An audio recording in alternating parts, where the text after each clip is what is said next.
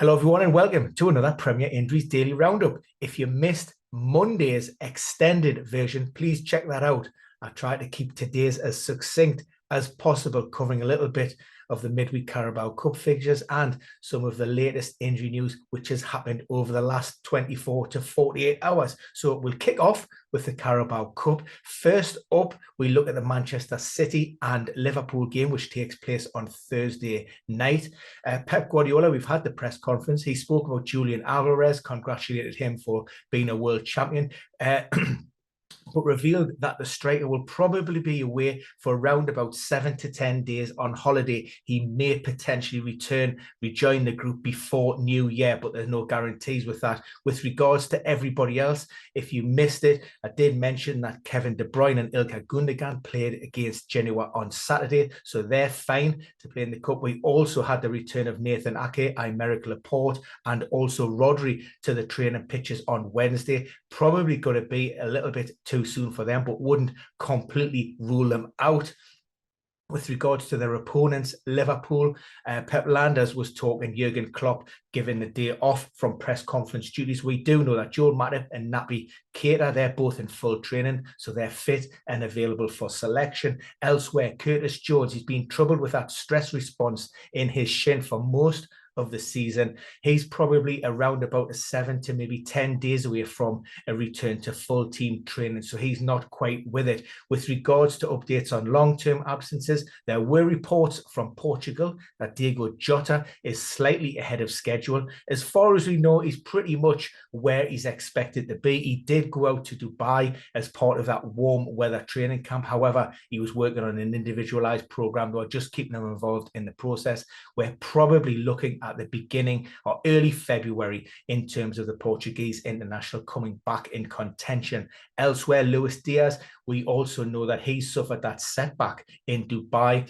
He's had knee surgery. We're probably looking at around about 3 months for him. Elsewhere, late on Tuesday night, Brentford issued a statement confirming that the Football Association have charged Toney with a breach against their alleged betting regulations for alleged bets. Now they say that the club are in private discussions with Toney and his legal representatives. Now he does have until the 4th of January to respond to those charges, so no word yet as to whether he will be available for selection. There was certainly nothing from the club to suggest otherwise, so maybe innocent until proven guilty through that one, but it certainly looks as if his cards are marked and time is ticking. For Leicester City, they progressed through the quarterfinals of the Carabao Cup without too much problems. Although the Foxes were without James Maddison, nothing to worry about with regards to that. Brendan Rodgers said that he's still working his way back to full fitness, lacks a little bit of sharpness. We know he went out to Qatar with that problem. He missed a lot of the sessions with England, and therefore he's just come back. He's had a little bit of extra time. He's just going to be working on his fitness, but suffice to say, I would expect him to be in the matchday squad that takes on Newcastle on Boxing Day. Johnny Evans, he missed the win over Lincoln with a calf problem that he picked up in a recent friendly. And also Carlos Sayunshu, he's been managing his own muscular issue that's hamstring related. He's a little bit further forward in terms of his recovery. He has been spotted on the training pitches this week. However, he wasn't included in the matchday squad. So again, an indication that he should be there or thereabouts in terms of where for Boxing Day. For the Saints, come from behind win for Nathan Jones's side. A couple of notable mentions. Walker Peters returned from a long-term hamstring injury. He put in just over an hour. So it looks as if he's going to be fine for those festive fixture periods. Theo Walcott introduced from the bench. In fact, Nathan Jones did flag the winger has been really impressive in his 5 or 6 weeks since he's been at the club. Unfortunately, he picked up a calf issue early on, and that forced him off. And there was also an update on Romeo Lavia, who was omitted from the matchday squad altogether. Now, this relates to the hamstring problem that he picked up, I think it was at Chelsea in game week 5. He did return for Southampton towards the back end of October, but that was under Ralph Hasenhüttl. Nathan Jones said he isn't quite at it in terms of where he needs to be with regards to his fitness. He did feel a little bit discomfort in training, so it's a 50-50 call on whether he's going to be playing in the upcoming fixtures, but he won't be fully match fit and as sharp as we possibly need him to be. For Wolves, great news that Raul Jimenez, introduced from the bench, grabbed his goal, so that's good news for him. That was from the penalty spot.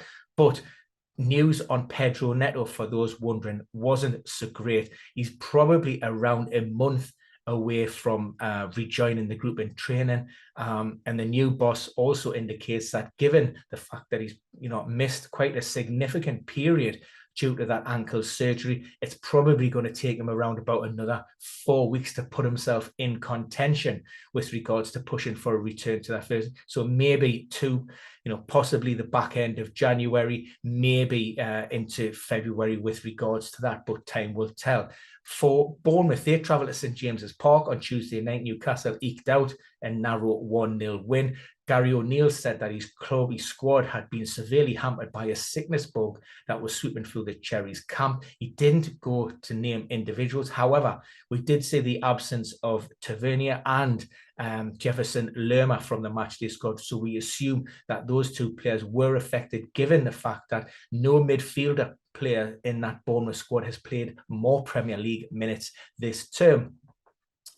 Moving on to Brighton. Now, Brighton, Alex McAllister has been giving around about 2 weeks off, so we were unlikely to see him again for the Seagulls this year. It's going to be early in January. Of course, the world champion, he only stopped playing barely 5 days ago, or 4 days ago, sorry, time flies. And also Danny Welbeck and Adam Webster were omitted, aren't expected to be part of that Carabao Cup squad. Thankfully, the injuries that they picked up in a recent friendly with Aston Villa isn't too serious, but whether they're going to be available over the festive programme remains to be seen. The big news coming out of Chelsea was a setback for Wesley Fofana. We know he's been working on his comeback from an MCL, a medial collateral ligament injury that he picked up at the back end of October. He had his first run out on Tuesday afternoon in a behind closed doors game against Brighton. Unfortunately, he suffered a setback. We don't know if it's a recurrence or a re-injury of the same problem, but Wesley Fofana has come out on social media and posted an update, and he said it's not too serious and he hopes to be back playing again within a month. Elsewhere within that game, Reece James also got a run out. Not too sure about Kepa.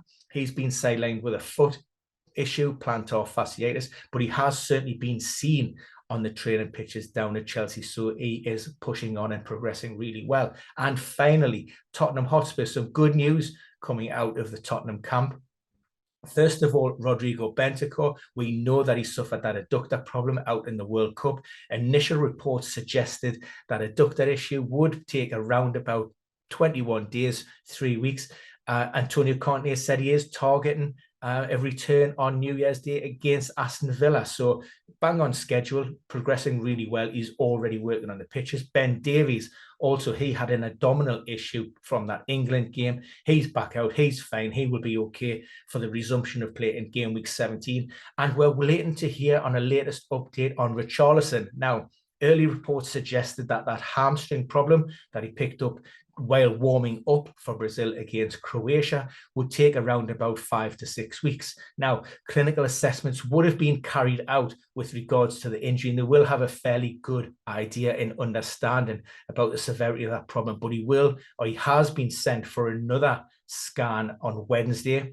That imaging will give us a more of a definitive diagnosis in terms of the extent of the injury, the precise location and the fiber damage, and also gives us a more accurate indication on potentially when Richarlison could return to play. Like I said, initial was 5 to 6, but I would probably say we're maybe looking at more at 4 to 6. Like I say, MRI hopefully won't reveal anything underlying or more sinister. Those clinical assessments are pretty good. It's just a case of giving us a more accurate return to play timeline. So that's it for Wednesday. That's your Premier Injuries Daily Injury Roundup. If you have any questions, please pop them in the box below, or you can always find me at Ben Dinnery on Twitter, or you can check out www premierinjuries.com and look at our injury table. Thanks for now. See you all again very soon.